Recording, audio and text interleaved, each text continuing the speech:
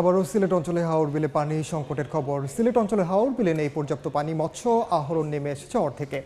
আড়তগুলোতে বন্ধের পথে বাণিজ্য, বিলুপ্ত প্রায় 64 প্রজাতির মাছ। কিছুক্ষণ আগে এ নিয়ে প্রতিবেদন দেখেছি। এবার বিস্তারিত আলোচনার জন্য সিলেট থেকে সরাসরি যুক্ত হচ্ছেন সহকর্মী ইকরামুল কবির, তার সঙ্গে আছেন পানি উন্নয়ন বোর্ডের নির্বাহী প্রকৌশলী দীপক রঞ্জন দাস। সরাসরি যাচ্ছে সেখানে। আমি এই মুহূর্তে আছি সিলেটের পানি উন্নয়ন বোর্ডের অফিসে। এই বিষয়ে কথা বলার জন্য আমার সঙ্গে সংযুক্ত হয়েছেন পানি উন্নয়ন বোর্ডের নির্বাহী প্রকৌশলী দীপক রঞ্জন দাস।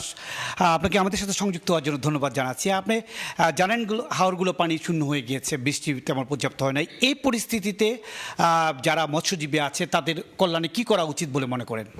ধন্যবাদ আপনাকে। আসলে সিলেটে অসংখ্য নদী, খাল এবং হাওর রয়েছে। তো আমি মনে করি যে আমাদের যখন ফ্লাশ ফ্লাড হয় তখন যে খালগুলো একটা নদীর সাথে আরেকটা নদী কানেক্টেড, বা এক হাওরের সাথে আরেকটা হাওর খালের মধ্যে কানেক্টেড, তো প্রতি বছর যদি এই খালগুলো পুনঃখনন করা হয়, যেহেতু প্রচুর ফ্লাশ ফ্লাড হয়, এগুলো সিল্টেড আপ হয়, তো আমাদের এই খালগুলো প্রতি বছর পুনঃখনন করতে পারলে আমার মনে হয় যে মাছের যে প্রজনন বাড়বে, মাছের বিচরণ বাড়বে এবং একটার সাথে আরেকটা কানেক্টেড থাকবে। তাই আমি মনে করি মৎস্যের যে পাওয়ার এটা আমাদের বেড়ে যাবে আর কি সিলেট অঞ্চলে।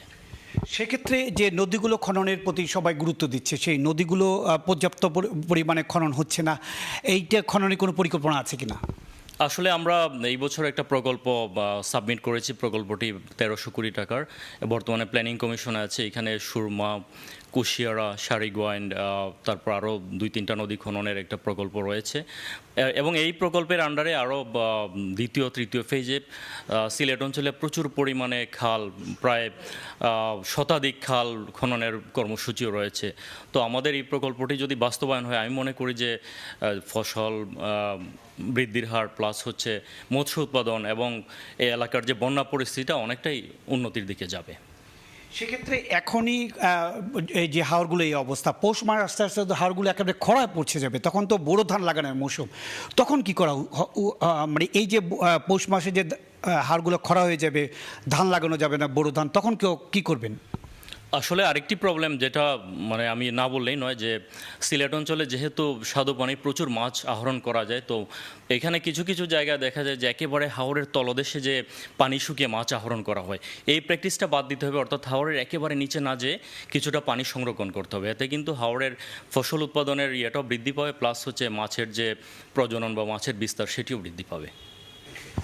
ধন্যবাদ আপনাকে। শুনছিলেন যে মিঠা পানির মাছ বিলুপ্ত হয়ে যাচ্ছে, কমে যাচ্ছে পানি না থাকার কারণে। সব কিছু মিলে কথা বললেন আমাদের পানি উন্নয়ন বোর্ডের নির্বাহী প্রকৌশলী দীপক রঞ্জন দাস। সরাসরি যুক্ত ছিলাম সিলেটে।